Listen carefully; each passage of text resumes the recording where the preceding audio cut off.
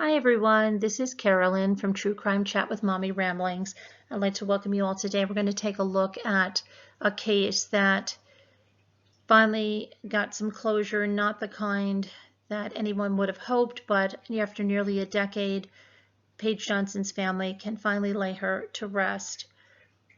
Before we get into that, I'd just like to welcome you if you're new to our channel, and if you like what you see here, we do a mixture. We have a strong emphasis on true crime, but since you need stuff to balance that heavy subject matter that true crime brings to us, when we found that true crimers are a crafty bunch, we do a lot of DIYs, craft tutorials, craft panels. We do talk show type panels on different subjects. We do some vacation photos and vacation videos.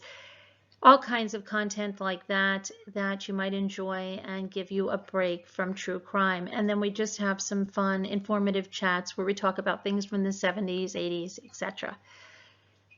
So hit that subscribe button, see if you like us. You can hit the notifications bell, and that'll have you notified every time we upload a new video or go live. And we go live almost every evening here.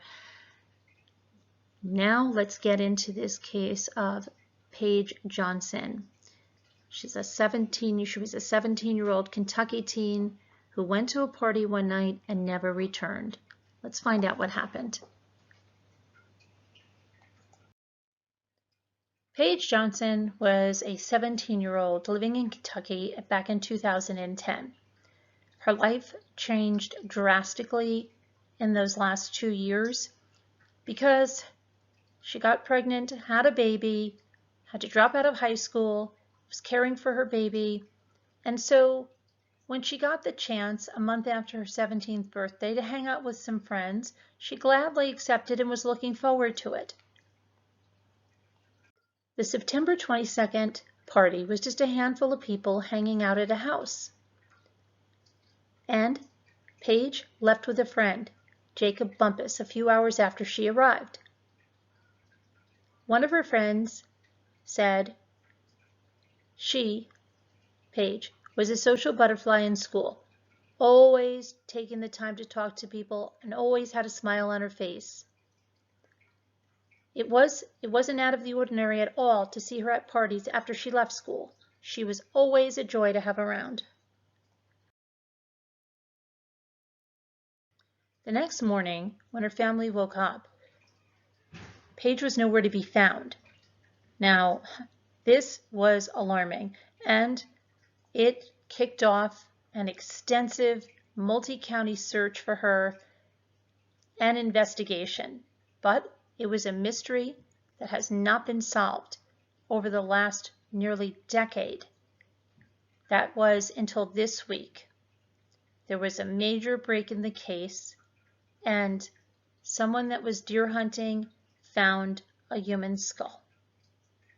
At a press conference on Wednesday, Covington Police Chief Rob Nader said, "A lot of ways you feel relief, but you still have a lot of questions about why she disappeared.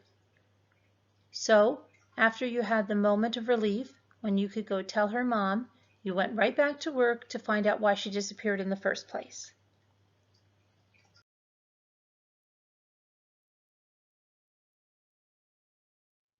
Now, it was Paige Johnson's older sister, Brittany Haywood, that reported Paige missing that morning of September 23rd, 2010. Jacob Bumpass was the last person to have seen Paige. Authorities say Bumpass picked up Paige at her mother's house the previous evening, and he was immediately questioned. At the time, Jacob, then 22 years old, said he dropped Paige off at 15th Street and Scott Boulevard in Covington at around 1 a.m. after hanging out with her at the party. That intersection was at least 15 minutes away from Paige's home. Paige's cousin, Allison Frank, said it was hard for authorities to find out any information from people who were at the party. Everyone there was partying, drinking, some were even doing drugs. So they all had slightly different stories, and it was pretty unclear what happened to Paige that night.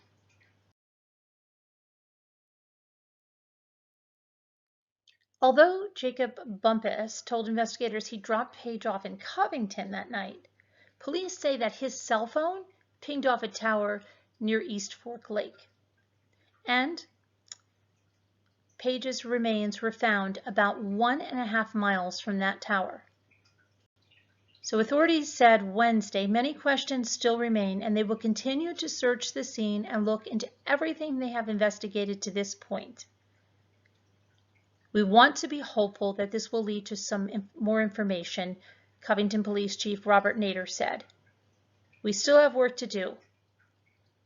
Nader said that while it wasn't the outcome they had hoped for, they are glad that there is some relief surrounding the uncertainty of the case. 2 months after Paige Johnson disappeared, Jacob Bumpass was arrested for having liquor in his home, which was a violation of his parole for a theft conviction. Jacob was released from the Kenton County Detention Center in 2012, but has refused to speak with the police regarding Paige Johnson's disappearance since the case began. Brittany Haywood, Paige's sister, said she didn't deserve what happened to her. And Jacob Bumpass and one of his close friends know exactly what happened to her, and they refuse to come forward. I know there are other people who know exactly what happened to my sister that night. How they sleep at night is baffling to me. Jacob Bumpass has never been named as a suspect or arrested in relation to Paige Johnson's disappearance.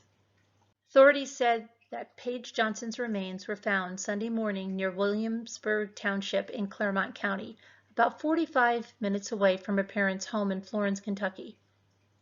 A woman who called 911 said her husband had found a burned human skull just off the highway while deer hunting in the woods. The Clermont County Sheriff's Office, Covington Police, and the Clermont County Coroner all responded to the scene, where they found additional items likely associated with her body. Paige Johnson's remains were identified on Wednesday using dental records.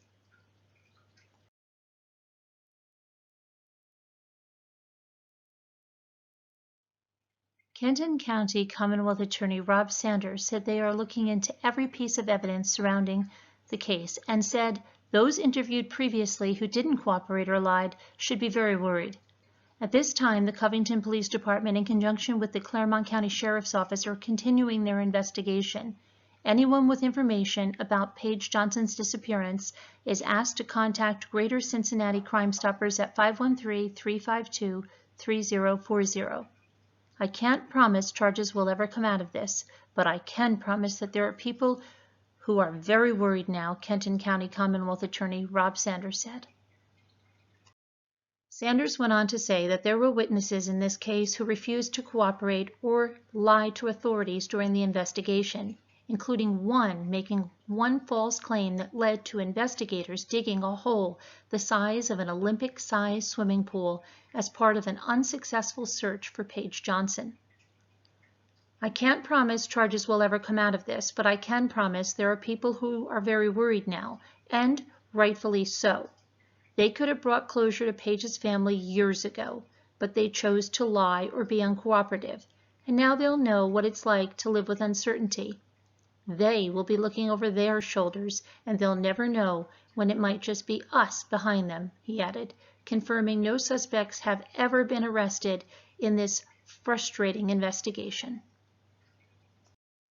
As investigators looked further into the phone data from Bumpass, they discovered that phone records placed Jacob Bumpass near Paige Johnson's home in Florence at the time and not in Covington. The records also showed that Jacob Bumpass sent a text message from East Fork State Park in Clermont County at about 4:28 a.m. that night. Authorities searched the 10,000-acre park with cadaver dogs but were unable to track down any clues. Authorities said they found Paige Johnson's body about 1.5 miles from the cell phone tower that Bumpass's phone pinged on almost 10 years ago. Sanders, who has been working with Covington Police on Paige Johnson's case since the day after she was reported missing, said that in 2010 he helped comb through the teenager's Facebook and MySpace pages in hopes of learning more about her interactions with Jacob Bumpass.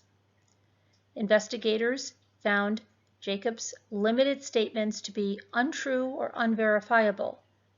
Covington Police Chief Detective Gwen Kelly wrote in her search warrant affidavit from 2010. Mr. Bumpass was unwilling to provide an explanation of the whereabouts of Paige Johnson. We all wanted to find Paige alive, Nader said, noting that the teenager's mother was notified shortly before the press conference. Today, I'm sad to say that hope evaporated entirely. Paige Johnson's older cousin, Allison Franks, said that while her family is in shock, there's also a feeling of relief that after 9.5 years we found her. Allison, who was one of the first people authorities called on Wednesday to deliver the news that Johnson had been found, said she has been bouncing back and forth between happy and angry screams. She's grateful that her family can bury Paige and begin the process of getting closure. I do feel like this huge burden has been lifted a little bit to know that we're not crazy and that something bad had actually happened to her, Allison said. Now we just want to bury her and give her the send-off she deserves. Allison Franks said that she's hopeful justice will be found soon for her little cousin, whom she described as a beautiful girl with magnetic brown eyes. There was something about her that I felt this deep connection with. She was really athletic, really funny, and really sweet. She was a very beautiful girl who was crazy about her daughter Mackenzie, Allison said. That's how we instantly knew something bad had happened to Paige.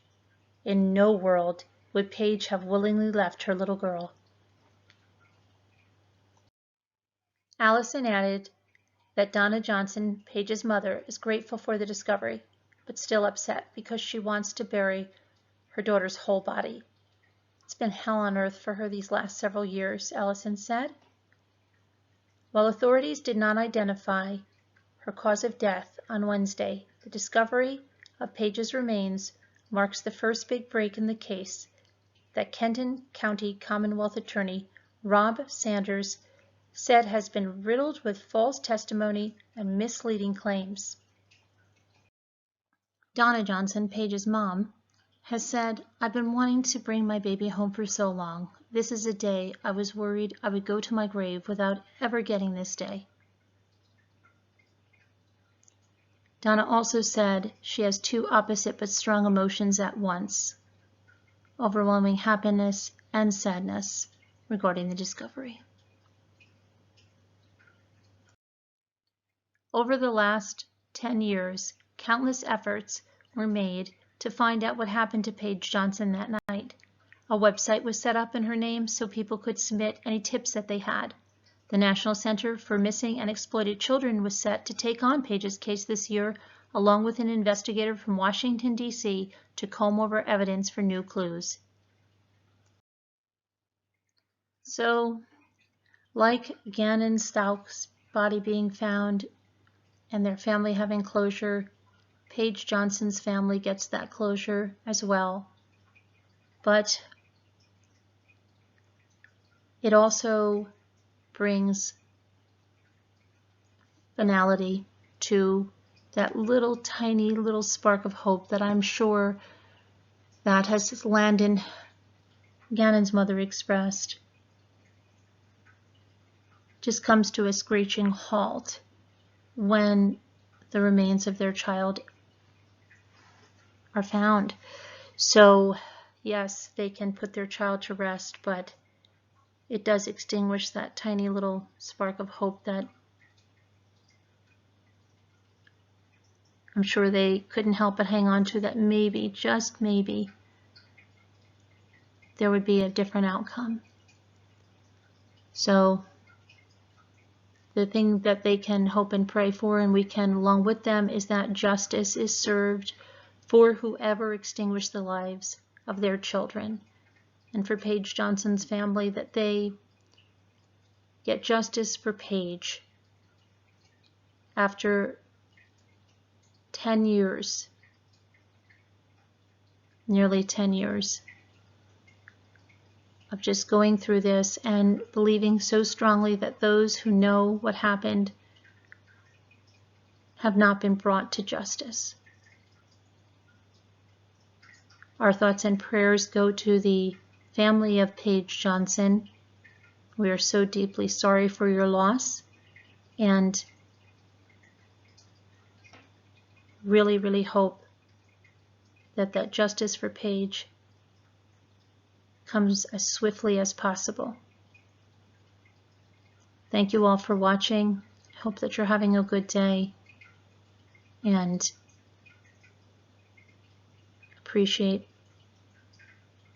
you coming to listen to this, because Paige's life deserves justice. Bye now.